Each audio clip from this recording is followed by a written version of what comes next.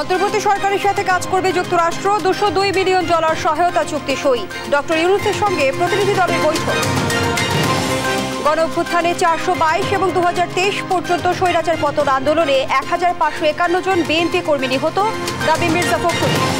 আগামী সপ্তাহের মধ্যে আন্তর্জাতিক ট্রাইব্যুনাল পুনর্গঠন। গণ আন্দোলন দমনে যুদ্ধক্ষেত্রে বুলেট ব্যবহারের দাবি চিফ প্রসিকিউটরের।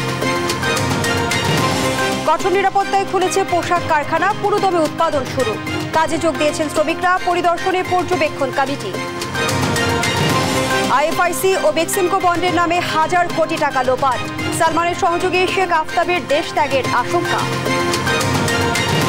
এবং টেস্ট ও টি-20 খেলতে ভারতে বাংলাদেশ দল। পাকিস্তান সিরিজের ধারাবাহিকতা ধরে রাখার প্রত্যয়। এবার স্পিনে ভরসা।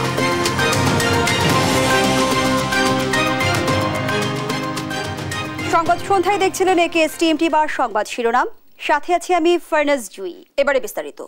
ডক্টর মোহাম্মদ ইউনূসের অন্তর্বর্তী সরকারের সঙ্গে কাজ করবে যুক্তরাষ্ট্র, জানালেন পররাষ্ট্র সচিব জসিমউদ্দিন। দুপুরে যুক্তরাষ্ট্রের রাজস্ব ও অর্থ বিভাগের সহকারী আন্ডার সেক্রেটারি ব্রেন্ট নেইম্যানের নেতৃত্বাধীন প্রতিনিধি দলের সঙ্গে বৈঠক শেষে সাংবাদিকদের একথা বলেন তিনি। জানান, আর্থিক খাত সংস্কারে বাংলাদেশকে $202 মিলিয়ন আর্থিক সহায়তা দেবে যুক্তরাষ্ট্র। মাজহারুল ইসলামের রিপোর্ট। অন্তর্বর্তী সরকারের দায়িত্ব নেওয়ার 1 মাসের মাথায় বাংলাদেশ সফর করছে যুক্তরাষ্ট্রের উচ্চ পর্যায়ের একটি প্রতিনিধি দল। তারা বৈঠক করেছেন প্রধান উপদেষ্টা ডক্টর ইউনূস, পররাষ্ট্র ও অর্থ উপদেষ্টা সহ সরকারের ঊর্ধ্বতন কর্মকর্তাদের সাথে। বৈঠকে দেশের আর্থিক খাত সহ সরকারের নানামুখী সংস্কার নিয়ে আলোচনা হয়। এ সময় প্রতিনিধি দলটি যুক্তরাষ্ট্রের দেওয়া পূর্বের প্রতিশ্রুতি পালন সহ সহযোগিতা চালিয়ে যাওয়ার আশ্বাস পুনর্ব্যক্ত করেন। বৈঠকে অংশ নিয়ে অর্থ উপদেষ্টা ডক্টর সালেউদ্দিন আহমেদ জানান, বাংলাদেশকে দেওয়া আগের সব সহযোগিতা এবং স্বাক্ষরিত চুক্তি অব্যাহত থাকার পাশাপাশি আরও $202 মিলিয়ন সহায়তা দিবে যুক্তরাষ্ট্র। আর্থিক খাতে যেগুলি সহযোগিতা এগুলি দরকার সেটা, আর দ্বিতীয়ত বাণিজ্যের ক্ষেত্রে। বাণিজ্যে আমরা এক্সপোর্ট ডাইভার্সিফিকেশন এবং এক্সপোর্ট বা আমাদের বাণিজ্যের ব্যাপারে অন্যান্য কারিগরি সহায়তা বা বাজার এক্সপ্লোর করার এই সমস্ত আলোচনা হয়েছে। ওরা বলেছে আমরা ডেফিনিট কর্ম পরিকল্পনা নিয়ে আমরা এগুবো, এগুলো তারা এবারে সহযোগিতা করার আশ্বাস দিয়েছে। প্রতিনিধি দলের সদস্য অঞ্জলি কৌর সাংবাদিকদের বলেন, বাংলাদেশের পরিবর্তিত পরিস্থিতিতে দায়িত্ব নেওয়া বর্তমান সরকারের সাথে সব ধরনের কাজ চালিয়ে যাবে যুক্তরাষ্ট্র সরকার। বর্তমান সরকার গণতন্ত্র, মানবাধিকার ও জনগণের স্বার্থে কাজ করবে বলেও আশা প্রকাশ করেন তিনি। Focused on an inclusive growth and prosperity for the people of Bangladesh. পরে সফররত মার্কিন প্রতিনিধি দলের সঙ্গে বৈঠক নিয়ে পররাষ্ট্র সচিব জসিমউদ্দিন সংবাদ সম্মেলনে জানান, শ্রম আইন সংশোধন, র্যাবের সংস্কার এবং রোহিঙ্গা ইস্যু সহ নানা বিষয়ে সরকারের অবস্থান নিয়ে প্রতিনিধি দলকে জানানো হয়েছে। ভারতের বিষয়ে আলোচনা হয়েছে কিনা এমন প্রশ্নের জবাবে সচিব বলেন, দ্বিপাক্ষিক স্বার্থ সংশ্লিষ্ট বিষয়ে ভারত বাংলাদেশ আলোচনা করতে পারে। যুক্তরাষ্ট্র সরকারের পক্ষ থেকে অন্তর্বর্তীকালীন সরকারের সঙ্গে কাজ করে যাওয়ার অঙ্গীকার তারা পুনর্ব্যক্ত করেছেন। সরকারের সংস্কার পরিকল্পনা সম্পর্কে তারা জানার আগ্রহ ব্যক্ত করেছেন এবং দ্রুততম সময়ের মধ্যে অর্থনৈতিক সংস্কারের বিষয়টি এই সরকারের বিশেষ অগ্রাধিকার বিবেচনায় আর্থিক খাত ও রাজস্ব খাতের সংস্কার, পরিবেশ, মানবাধিকার সুরক্ষা, রোহিঙ্গা মানবিক সহায়তা সহ নানা বিষয়ে আমরা আলাপ আলোচনা করেছি। প্রতিরক্ষা ও নির্বাচন ব্যবস্থা নিয়ে প্রতিনিধি দলের সাথে কোনো আলোচনা হয়নি বলেও জানান পররাষ্ট্র সচিব। মাজহারুল ইসলাম, দেশ টিভি, ঢাকা। সময় সে তো বয়ে যায়, সময়ের সাথে মিষ্টি এক বন্ধন। এভাবেই সময় পাল্টে যায়, কিন্তু ডিপ্লোমা সেই একই স্বাদে, একই মানে যুগ যুগ ধরে রয়ে যায়। New Zealand dairy, excellence in quality. এদিকে দেশের পাচার হওয়া অর্থ ফিরিয়ে আনতে যুক্তরাষ্ট্রের সহায়তা চেয়েছেন প্রধান উপদেষ্টা ডক্টর মোহাম্মদ ইউনূস। একই সঙ্গে দেশ পুনর্গঠনে পরামর্শও চান তিনি। সকালে রাষ্ট্রীয় অতিথি ভবন যমুনায় ঢাকা সফররত মার্কিন প্রতিনিধি দলের সঙ্গে বৈঠকে এ সহায়তা প্রত্যাশা করেন প্রফেসর ইউনূস। এদিকে অন্তর্বর্তী সরকারকে সহযোগিতায় মার্কিন সরকারের আর্থিক সহায়তা দেওয়ার আশ্বাস দেওয়া হয়। শামীমা আক্তারের প্রতিবেদন। রাষ্ট্রীয় অতিথি ভবন যমুনায় অন্তর্বর্তী সরকারের প্রধান উপদেষ্টা ডক্টর মোহাম্মদ ইউনূসের সঙ্গে সাক্ষাতে আসেন যুক্তরাষ্ট্রের একটি উচ্চ ক্ষমতাসম্পন্ন প্রতিনিধি দল। ঘণ্টাব্যাপী আলোচনায় আর্থিক ও অর্থনৈতিক সংস্কার, বিনিয়োগ, শ্রম সমস্যা, রোহিঙ্গা সংকট ও জাতিসংঘের সাধারণ পরিষদে প্রধান উপদেষ্টার নিউ ইয়র্ক সফর নিয়েও খোলামেলা আলাপ হয়। প্রধান উপদেষ্টার প্রেস উইং থেকে গণমাধ্যমকে এইসব তথ্য জানানো হয়। প্রধান উপদেষ্টা ডক্টর ইউনূস দেশ পুনর্গঠন সহ গুরুত্বপূর্ণ সংস্কার এবং দেশ থেকে পাচার হওয়া অর্থ ফেরত আনতে যুক্তরাষ্ট্র সরকারের সহায়তা চান। নোবেলজয়ী অন্তর্বর্তী সরকারের প্রধান তার সরকারের সামনে থাকা চ্যালেঞ্জগুলো তুলে ধরেন। প্রশাসন, অর্থনীতি, বিচার বিভাগ ও পুলিশের মতো প্রতিষ্ঠানগুলো সংস্কারের কথা জানান তিনি। এ সময় 6টি সংস্কার কমিশন গঠনের বিষয়টি তুলে ধরে তিনি অন্তর্বর্তী সরকারের গৃহীত সংস্কার প্রস্তাবের একটি রূপরেখার বর্ণনা করেন। ছাত্র জনতার বিপ্লবের ইতিহাসে দেশের গুরুত্বপূর্ণ অধ্যায় উল্লেখ করে প্রধান উপদেষ্টা বলেন, বাংলাদেশে একটি নতুন যুগের সূচনা করেছে তারা। তার সরকার আগের স্বৈরাচারী শাসনের সঙ্গে জড়িত দুর্নীতিবাজ ব্যক্তিদের চুরি করা সম্পদ ফেরত পেতে প্রতিশ্রুতিবদ্ধ বলেও জানান ডক্টর ইউনূস। এ সময় মার্কিন অর্থ বিভাগের সহকারী সচিব ব্র্যান্ড নেইম্যানের নেতৃত্বে মার্কিন প্রতিনিধি দল অধ্যাপক ইউনূসের নেতৃত্বের প্রশংসা করেন। মার্কিন সরকার অন্তর্বর্তী সরকারের নেয়া সংস্কার উদ্যোগের জন্য প্রযুক্তিগত ও আর্থিক সহায়তা দিতে আগ্রহী বলেও জানান তারা। শামীমা আক্তার, দেশ টিভি, ঢাকা। 2024 সালে গণ অভ্যুত্থানে 422 এবং 2023 সাল পর্যন্ত স্বৈরাচার পতন আন্দোলনে 1554 জন বিএনপি কর্মীর মৃত্যু হয়েছে বলে জানিয়েছেন দলটির মহাসচিব মির্জা ফখরুল ইসলাম আলমগীর।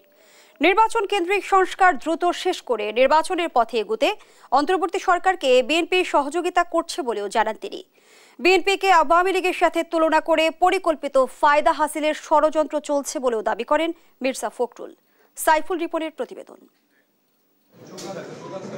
আন্তর্জাতিক গণতন্ত্র দিবস উপলক্ষে চেয়ারপারসনের গুলশান কার্যালয়ে দলের স্থায়ী কমিটির সদস্যদের সাথে নিয়ে সংবাদ সম্মেলন করেন বিএনপি মহাসচিব মির্জা ফখরুল ইসলাম আলমগীর। আন্দোলনের কৃতিত্ব নিয়ে রাজনৈতিক ফায়দা হাসিল নয়, বিএনপির উদ্দেশ্য ছিল সর্বস্তরের নেতা কর্মী সহযোগিতার অংশগ্রহণে গণ অভ্যুত্থানে সাংগঠনিক ভূমিকা রেখে ফ্যাসিবাদের পতনের মাধ্যমে একটি গণতান্ত্রিক বাংলাদেশ প্রতিষ্ঠা করা। এ সময় দীর্ঘ আন্দোলন সংগ্রামে পতিত সরকারের গুম, খুন, নির্বিচার গুলিতে প্রাণ হারানো নেতাকর্মীদের পরিসংখ্যান তুলে ধরেন বিএনপি মহাসচিব। বলেন, দেশের গণতন্ত্র প্রতিষ্ঠার আন্দোলনে শুরু থেকে এখন পর্যন্ত বিএনপির অবদানকে ছোট করে দেখার সুযোগ নেই। বস্তুত 2024 সালের গণ অভ্যুত্থানে শহীদ হন 422 জন, 2023 সাল পর্যন্ত শহীদ 1551 জন, গুম 423 জন, রাজনৈতিক দল ও সাধারণ মানুষ মিলিয়ে প্রায় 700 জন, আসামি 60 লক্ষ, মামলা 1.5 লক্ষ। এসব কেবল বিএনপির ত্যাগের পরিসংখ্যানই নয়, বরং বাংলাদেশের দ্বিতীয় স্বাধীনতা অর্জনের পথে দলটির অবিচল সংগ্রাম ও অবদানের প্রতিফলন। সাংবাদিকদের প্রশ্নের জবাবে গণতন্ত্রের অভিযাত্রাকে বাধাগ্রস্ত করতে এখনো ষড়যন্ত্র চলছে অভিযোগ করে দ্রুত সংস্কার কাজ শেষ করে নির্বাচনের পথে এগুতে অন্তর্বর্তী সরকারের প্রতি আহ্বান জানান বিএনপি মহাসচিব। নির্বাচন কেন্দ্রিক যে সংস্কারগুলো প্রয়োজন, অর্থাৎ নির্বাচন কমিশন, প্রশাসন, আপনার আইন শৃঙ্খলা বাহিনী, জুডিশিয়ারি, এই কথাগুলি আমরা বলেছি। যেমন অনেককেই আমাদের শাস্তি দিয়ে দিয়েছে। আমাদেরকে শাস্তি দিলে যদি আপনার সেটা 2 বছরের বেশি হয়, তাহলে আমরা নির্বাচন করতে পারবো না। তো এইটাও আপনার সংস্কার হওয়া প্রয়োজন। তো এই জিনিসগুলো আসতে হবে। তো আর সেই সঙ্গে অন্যান্য সংস্কারগুলো তো আপনি সময় মতো ওই গভর্নমেন্টে আর যে গভর্নমেন্ট আসবে সেই গভর্নমেন্টই করবে। বিএনপিকে আওয়ামী লীগের সাথে তুলনা করে ফায়দা লুটার চেষ্টা চলছে বলেও অভিযোগ করেন মির্জা ফখরুল ইসলাম আলমগীর। যারা ফায়দা লুটতে চায় তারা ফায়দাটা লুটতে চায়। বিএনপি আর আওয়ামী লীগ তুলনা হতেই পারে না, কারণ আওয়ামী লীগ কোনো গণতান্ত্রিক দল নয়, গণতন্ত্রের বিরোধী একটা দল, গণতন্ত্রের বিরুদ্ধে অবস্থানকে গণতন্ত্র হত্যাকারী একটি দল।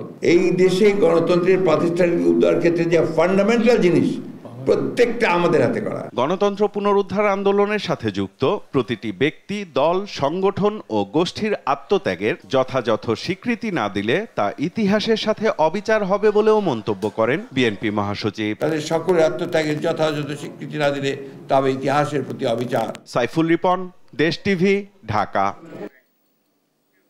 সামরিক বাহিনী যুদ্ধক্ষেত্রে যে বুলেট ব্যবহার করে এমন একটি গুলি সিএমএইচে একজনের শরীর থেকে অপারেশন করে বের করা হয়েছে বলে জানিয়েছেন আন্তর্জাতিক অপরাধ ট্রাইব্যুনালের চিফ প্রসিকিউটর তাজুল ইসলাম। রোববার সকালে কোটা আন্দোলনে আহতদের দেখতে সিএমএইচ পরিদর্শন শেষে হাইকোর্ট প্রাঙ্গণে এসে একথা বলেন তিনি। জানান, তাজা আলামত সংগ্রহের লক্ষ্যেই তদন্ত সংস্থা ও প্রসিকিউশন টিম হাসপাতাল পরিদর্শন করছে। যাদের কাছে যে আলামত আছে, আহত ও নিহতের স্বজন আছেন, সবাইকেই প্রসিকিউশনের তথ্য জমা দিতে অনুরোধ করেন তিনি। আগামী সপ্তাহের মধ্যে ট্রাইব্যুনাল পুনর্গঠন হবে বলেও আশাবাদ জানান চিফ প্রসিকিউটর।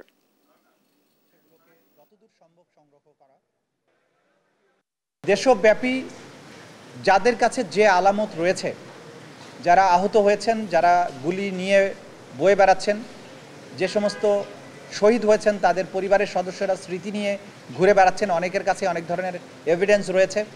কেউ কেউ মামলা করেছেন, কেউ কেউ এখনও মামলা করেননি। যারা মামলা করেছেন তারা এবং যারা এখনও মামলা করেননি তারাও, সবাইকে আমরা আহ্বান জানাচ্ছি আন্তর্জাতিক অপরাধ ট্রাইব্যুনালের প্রসিকিউশন টিমের কাছে আমরা যে ডেস্কটা ওপেন করেছি সেখানে এসে আপনাদের এই তথ্যগুলো আমাদের কাছে দিয়ে যাবেন। আগামী এক সপ্তাহের মধ্যেই সম্ভবত পুনর্গঠিত হবে। আদালত পুনর্গঠিত হলে আমাদের যে বিচারের যে আনুষ্ঠানিক প্রক্রিয়া সেইটা শুরু হবে। গাজীপুর ও সাভারের বেশিরভাগ কারখানাতেই চলছে উৎপাদন কাজ। স্বতঃস্ফূর্তভাবে কাজে যোগ দিয়েছেন শ্রমিকরা। পরিস্থিতির উন্নতি হওয়ায় খুলেছে আশুলিয়ার আরও 29টি কারখানা। পরিস্থিতি পর্যবেক্ষণে বিভিন্ন কারখানা ঘুরে দেখছে 11 সদস্যের কমিটি। সহকর্মীদের তথ্য ছবিতে আপন অপুর রিপোর্ট। উৎপাদনে ফিরেছে গাজীপুর ও সাভারের অধিকাংশ পোশাক কারখানায়। শ্রমিকরা কাজে যোগ দেয়, শিল্পাঞ্চলে ফিরেছে কর্মচাঞ্চল্য। উৎপাদন তৎপরতায় কাটাচ্ছেন কর্মমুখর সময়। পরিস্থিতির উন্নতি হওয়ায় খুলেছে আশুলিয়ার আরও 29টি কারখানা। তবে এখনও শ্রম আইন অনুযায়ী 18টি পোশাক কারখানা বন্ধ আর সাধারণ ছুটি চলছে 2টিতে। সকাল 8টা থেকেই উৎসাহ নিয়ে কাজে যোগ দিতে দেখা যায় শ্রমিকদের। তারা জানান, কারখানা বন্ধ থাকলে নিজেদেরই ক্ষতির মুখে পড়তে হয়। আমরা তো চাই না যে গার্মেন্টস বন্ধ হোক, আমরা সবাই চাই কাজ করতে। এখন সবাই যা আছে আমরাও তাই চাই। এদিকে সকাল থেকেই বৃষ্টি উপেক্ষা করে কর্মস্থলে যোগ দেন গাজীপুরের পোশাক শ্রমিকরা। আমাদের অফিস যদি বন্ধ থাকে তাহলে আমাদের ঘর ভাড়া, বাসা ভাড়া, তারপরে আমাদের বউ বাচ্চা কাচ্চা আছে, সবকে নিয়ে চলতে হবে, আমাদের ফ্যামিলি আছে। তো আমরা চাই যেন সুষ্ঠু স্বাভাবিকভাবে খুব ভালোভাবে যেন চলে। আমরা পেটের দায়ে এখানে আসতে আমরা কোনো আন্দোলন চাই না। আমাদের এখানে যেভাবে আছে আমরা বেতনাদি সব কিছু সুষ্ঠুভাবে পাই এবং আমাদের শ্রমিকরা সুন্দরভাবে সুষ্ঠুভাবে কাজ করে যাবে। আমরা চাই যে শিল্প কারখানা না বন্ধ হয়। নিরাপত্তা নিশ্চিতে কারখানার নিজস্ব কর্মী ছাড়াও মোতায়েন আছে শিল্প পুলিশ। এখানেও বন্ধ আছে কয়েকটি কারখানা। আমাদের শ্রমিকরা ভালো চায়, যে ভালোভাবে কাজ করতে চায়। শ্রমিকরা ফেরত চায় না, হাঙ্গামা চায় না। এদিন শ্রমিক অসন্তোষ নিরসনে 11 সদস্যের পর্যবেক্ষণ কমিটি আশুলিয়ার কয়েকটি পোশাক কারখানা পরিদর্শন করে। কথা বলেন মালিক, শ্রমিক সহ পোশাক খাত সংশ্লিষ্টদের সঙ্গে। আশুলিয়ায় আপনারা জানেন বেশ কয়েকদিন ধরে শ্রম অসন্তোষ চলছে। এই অসন্তোষের কারণ উপলব্ধি করা এবং সেগুলো সরকারের দৃষ্টিতে আনা, সমাধানের চেষ্টা করা, সেটাই আমাদের লক্ষ্য। 98% সময়ে একদম কারেক্ট সময় রপ্তানি করতে সক্ষম হই। আমাদের ডিসিপ্লিন ওয়ার্কফোর্স, আমাদের ডিসিপ্লিন এন্টারপ্রেনিউর এবং আমাদের সরকারের সহায়তায় আমরা কিন্তু এটা করতে সক্ষম হই। আমরা ইনশাআল্লাহ এটি আবার করতে সক্ষম হব বলে আমাদের বিশ্বাস। কোন ফ্যাক্টরি দিতে 11 দফা, কোন ফ্যাক্টরি দিতে 16 দফা, যেরকম হাজিরা বোনাস সবার এক করতে হবে 1000 টাকা। কিছু দাবি আছে মানছে, কিছু দাবি আছে অযৌক্তিক, কিছু আছে যে আশেপাশের ফ্যাক্টরিতে চলে গেছে আমরা চলে যাব, মানে এরকম আছে। নতুন করে কোথাও অসন্তোষ সৃষ্টি না হওয়ায় স্বস্তি ফিরেছে শ্রমিক, মালিক সহ পোশাক খাত সংশ্লিষ্টদের মাঝে। আপন অপু, নিউজ ডেস্ক, দেশ টিভি। শেয়ারবাজার কেলেঙ্কারির ডন সালমান এফ রহমানের লুটপাটের তথ্য বেরিয়ে আসছে একের পর এক। আইএফআইসি ব্যাংক বন্ডের নামে তিনি মার্কেট থেকে আত্মসাৎ করেছেন হাজার কোটি টাকা। বেক্সিমকোর নামেও ছাড়েন 2625 কোটি টাকার বন্ড। অথচ যে প্রকল্প দেখিয়ে এ বন্ড ছাড়েন সেই প্রকল্পেরই নেই কোনো অনুমোদন। বিপুলে অর্থ আত্মসাতের নেপথ্যের খলনায়ক বেক্সিমকো হোল্ডিংস লিমিটেডের সিইও শেখ আফতাব। বিষয়টি জানাজানি হয় দেশ ছাড়ার পায়তারা করছেন তিনি। বিস্তারিত শাহাদাত নিশাদের রিপোর্টে। শেয়ারবাজারের ডন বা দরবেশ নামে পরিচিত সালমান এফ রহমান গেল বছরের অক্টোবরে পুরনো এ ভিলেন নতুনভাবে আসেন আইএফআইসি আমার বন্ড নিয়ে। গাজীপুরের শ্রীপুর টাউনশিপ নামে একটি প্রকল্প দেখিয়ে বন্ড ছাড়েন সালমান। 150 একর জায়গায় প্রায় 18,000 অ্যাপার্টমেন্ট ও সুবিশাল শপিং মল নির্মাণের কথা বলে শুধু প্রথম পর্যায়ে বন্ড থেকে 1,000 কোটি টাকা তুলে নেন তিনি। এ বন্ডের মূল মাস্টারমাইন্ড বেক্সিমকো হোল্ডিংস লিমিটেডের সিইও শেখ আফতাব আহমেদ। শ্রীপুর টাউনশিপের মায়ানগর প্রজেক্টের বেশিরভাগ জমি কিনে দিয়েছিলেন এই আফতাব। কি আছে এই প্রকল্পে যার শেয়ার ছাড়ার কিছুদিনের মধ্যেই সব বিক্রি হয়ে যায়, সেই প্রকল্প দেখতে এবার গাজীপুরের দেশ টিভি। মায়ানগর মূল প্রকল্পে গিয়ে মেলে চাঞ্চল্যকর তথ্য। 150 একর জায়গা নিয়ে প্রকল্পটির 72 একরই দখল করা। এর চেয়েও বড় অনিয়ম, প্রকল্পটিরই নেই কোনো অনুমোদন। অনুমোদনহীন এই প্রকল্পের কথা বলেই কয়েক কোটি টাকা নিজের পকেটে পুরেছিলেন এই আফতাব। মূলত সালমান এফ রহমানের অর্থ লোপাটে বন্ডের ধারণা দিয়েছিলেন তিনি। একই প্রকল্প দেখিয়ে চলতি বছরের এপ্রিলে দ্বিতীয়বার বন্ড ছাড়েন সালমান আফতাব চক্র। এবার নাম দেয় বেক্সিমকো বন্ড। 2625 কোটি টাকার এই বন্ড থেকে পাওয়া অর্থ মায়ানগর প্রকল্পে ব্যয় হবে বলে প্রচারণা চালায় তারা। বন্ড প্রতারণায় সালমানের ছায়াতলে থেকে কোটি কোটি টাকার মালিক হয়েছেন আফতাব। IPSSL নামের একটি গাড়ি ভাড়া প্রতিষ্ঠানের কর্মচারী থেকে এখন কয়েক কোটি টাকার মালিক। গুলশান ও উত্তরাতে 2টি ফ্ল্যাট, বিলাসবহুল গাড়ি শহর, দুবাইতে সম্পদ গড়ার অভিযোগও আফতাবের বিরুদ্ধে। বর্তমানে সালমান এফ রহমানের অবৈধ সম্পত্তি তার নিয়ন্ত্রণে বলে অভিযোগ রয়েছে। শুধু তাই নয়, গ্রেপ্তার এড়াতে দেশ ছেড়ে পালানোর সুযোগ খুঁজছেন এই আফতাব। এ নিয়ে তার সাথে কথা বলতে গুলশান অফিসে গেলে সেখানকার কর্মকর্তারা জানান তাকে চেনেনি না তারা। মূলত গা ঢাকা দিতেই কর্মচারীদের এই নির্দেশনা দিয়েছেন শেখ আফতাব। তার সঙ্গে মুঠোফোনে যোগাযোগের চেষ্টা করা হলেও পাওয়া যায়নি। এদিকে সালমান এফ রহমানের সম্পত্তি ভোগ দখল করতে বেক্সিমকো হোল্ডিংসের বেশ কয়েকজন কর্মকর্তাকে চাকরিচ্যুত করার অভিযোগও আছে সিইও আফতাবের বিরুদ্ধে। শাহাদাত নিশাদ, দেশ টিভি, ঢাকা।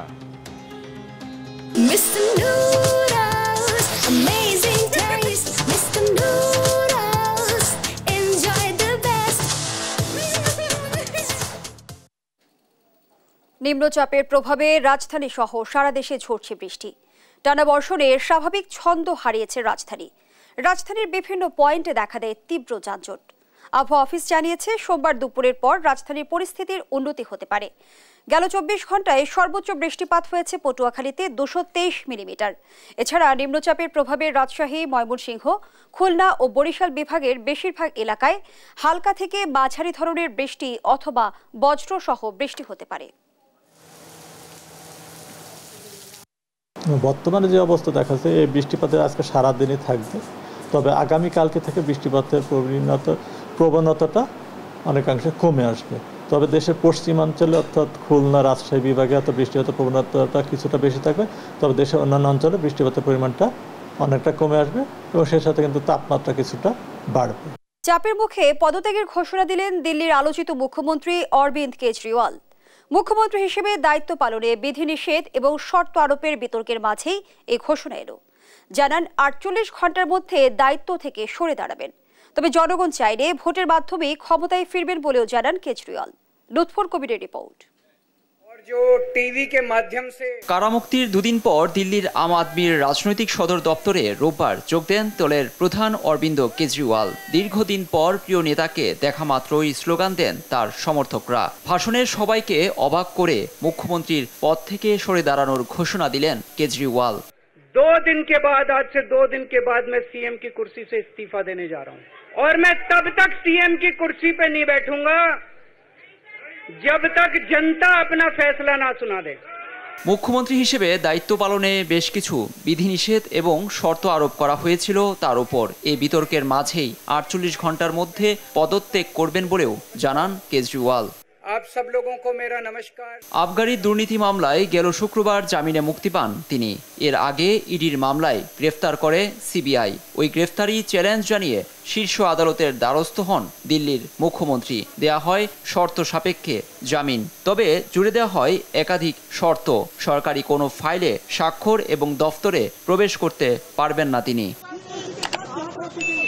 কেজরিওয়ালের পদত্যাগের সিদ্ধান্তে রাজনীতিতে শুরু হয়েছে আলোচনা সমালোচনা। তার দল বলছে আসন্ন বিধানসভা ভোটে জয়ী হয়েই ফিরবেন তিনি। তবে কেজরিওয়ালের এই নীতিকে নাটক হিসেবে বর্ণনা করছেন বিরোধীরা।